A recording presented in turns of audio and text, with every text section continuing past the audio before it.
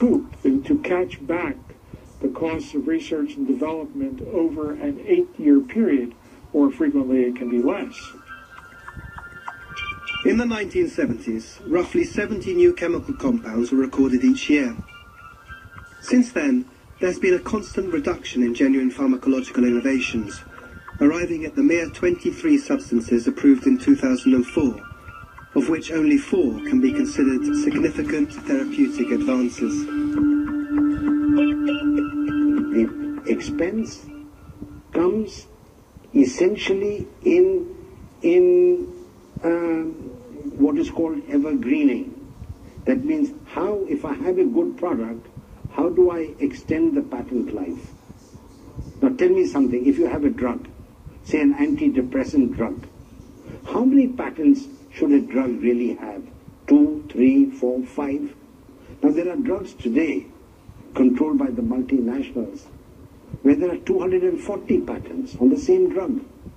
Different crystalline forms of the drug, different salts, different esters, then metabolites, prodrugs, new drug delivery systems. So the whole thing is camouflaged so that they can extend patent life. En los 25 últimos años del siglo XX, de los cerca de 1.400, 1.500 fármacos registrados en todo el mundo para enfermedades en general, solo 13 eran para enfermedades tropicales, y de estos 13 solo 4 eran fármacos antimaláricos. Many of the old drugs were developed for different reasons, for example, for military reasons, or even as a final stage of colonialism when European powers were interested in malaria because they had many of their own citizens in malarious areas. As soon as those motivations go, then there is no motivation to develop, no commercial motivation to develop malaria drugs. La guerra aveva portato alla diffusione dei moderni insetticidi, primo fra tutti il DDT. Con essi in Italia, da uno scienziato nostro, pioniere e apostolo della lotta antimalarica, venne la parola nuova: distruggere non più le larve dell'anofele, ma l'insetto adulto, rendergli la vita impossibile là dove succhia i germi o li trasporta e li inocula, le case. L'attuazione fu pronta e grandiosa.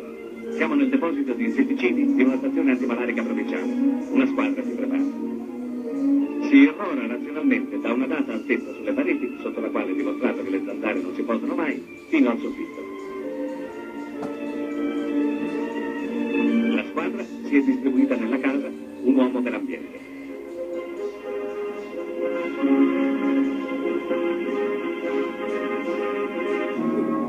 Nelle stalle, le pareti e gli stessi animali vengono trattati con questo insetticida. I vantaggi sono considerevoli. Con esso si disinfestano le sementi. Si incrementa la fioricoltura. Nell'uso domestico è prezioso. Gli apparecchi giunti quest'anno in Sardegna fanno piovere dal cielo nuvole di DDT sopra le superfici di acque stagnanti. La prima ondata ormai è passata e il grosso delle anoferi è stato sterminato. A conclusione, la mortalità per la malaria può segnare una cifra che sarebbe apparsa assurda pochi anni fa. If malaria was a disease in Europe or the US, we would cure it very easily. The real problem is that most people who have malaria are very poor. They cannot afford good drugs, so they have relied mainly on old drugs which have resistance to them. You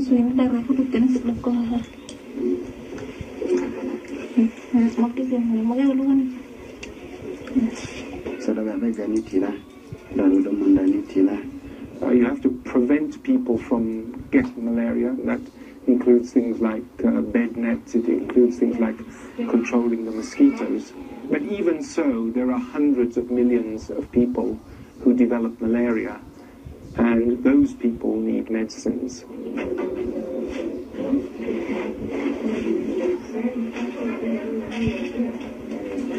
In March 2007, the non-profit organisation Drugs for Neglected Diseases, an MSF initiative, and Sanofi Aventis developed an anti-malaria drug that will only cost $1 a pill and, most importantly, will be patent-free.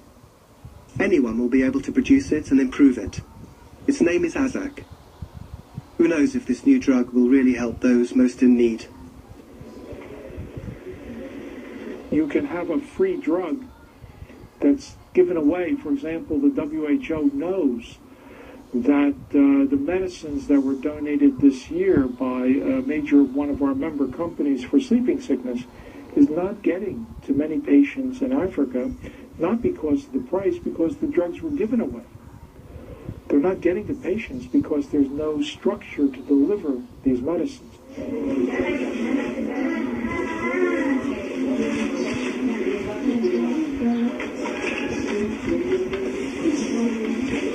Un antibiótico para una enfermedad respiratoria no se usa lo mismo en África que en un hospital en Londres o en Roma o en París.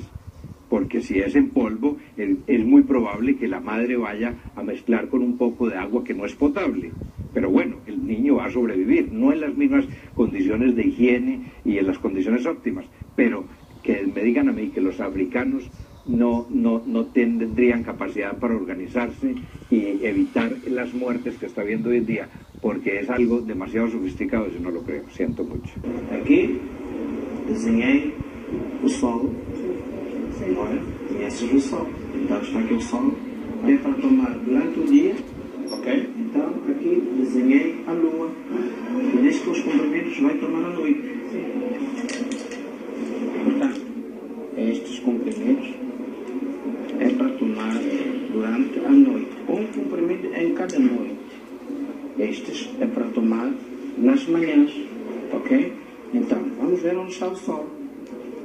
Colocamos na fila do sol. Então vamos aprender a fechar com cuidado, porque saltam. Fechar? Vamos ver se vai conseguir fechar com cuidado, senão tem que segurar, senão falha-se. Até porque está mal posicionado. Tem que andar uma boa posição para ele fechar. Está vendo? What we are proposing is that governments need to clearly spell what their priorities are. For example, if they came to Kenya and someone wanted to do business in Kenya, we will clearly indicate to them that the priority diseases in this country are 1, 2, 3, 4, 5. And if someone wanted to do business, they would need to show that they are covering the areas of priority as they do business in the other areas of health.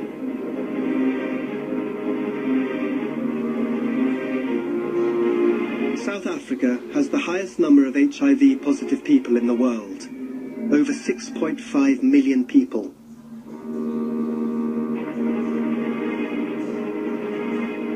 A portion of the anti-HIV medication arrives thanks to a sizable contribution from the states and international organizations, as well as the large humanitarian foundations. It's like the Gates Foundation today in AIDS. They will not treat, but they say we will spend our money to develop an AIDS vaccine. So who develops the AIDS vaccine for Gates? Merck in America. Indians are being used as guinea pigs for the trials. Fine. Good. I'm not saying no. But I asked the Gates Foundation a question. That suppose a vaccine is developed, and God willing, there will be a vaccine. With your money, it has been developed. Will India get the know-how to produce that vaccine free? They said, no, there's the property of Merck. So then if Merck charges $400 per vaccine shot, who's going to pay for it? I can't copy it anymore under the new laws. So I'm a great believer that public-funded research should be free for the public. We should not be allowed to patent. In 2004, the Parliamentary Inquiry Commission set up in the UK to control the local pharmaceutical industry declared, "The Health Minister has taken it for granted for too long and has been too optimistic that the interests of public health and those of the pharmaceuticals industry should coincide. The result is that the industry has been given the green light for far too long." The influence of the industry can be seen at all levels of health assistance, from the initial discovery and development of drugs with clinical trials, to their promotion with doctor and patient groups, up to their prescription and the setting down of clinical guidelines. There has been a definite tendency to classify more and more individuals as abnormal or in need of pharmacological treatment.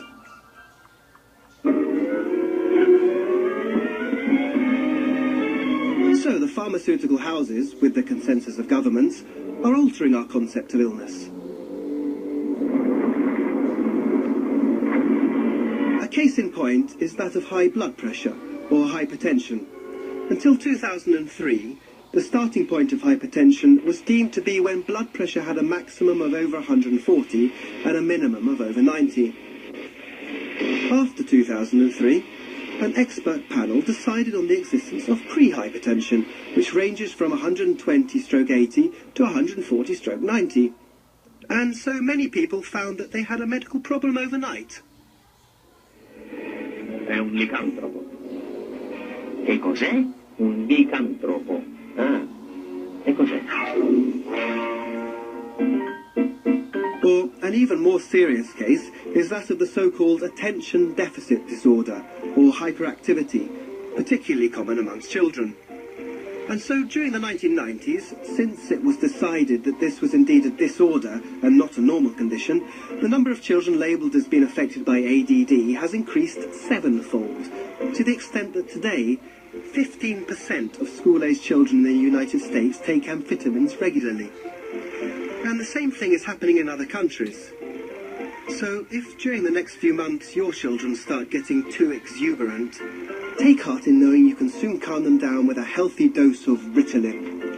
Over the last few decades, we've seen a kind of privatization of healthcare and a privatization of research, privatization of health research and a privatization of the development of new products, which of course has led to a system that will serve the market, but if the market doesn't exist, you're not served. So that, I feel, is a huge barrier. It's a little difficult to ask pharmaceutical companies that have been established to make money and satisfy their shareholders to do things that will ultimately not bring a lot of money. You need the governments involved. You need governments to regulate things. You need different funding sources, and you need the health sector involved in setting the priorities.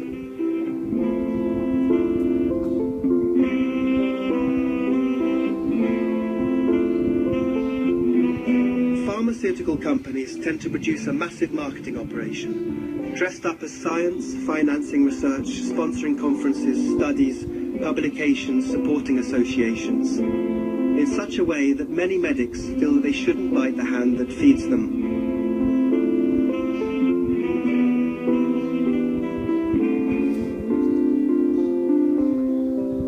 In the West, spending on medicines is increasing by about 7% a year, while the GNP is only increasing by 2%. How much longer will the health systems of wealthy countries be able to withstand the increasing cost of medicines and guarantee their citizens free access to them? How much longer will the problem of access to medicine be confined to poor nations?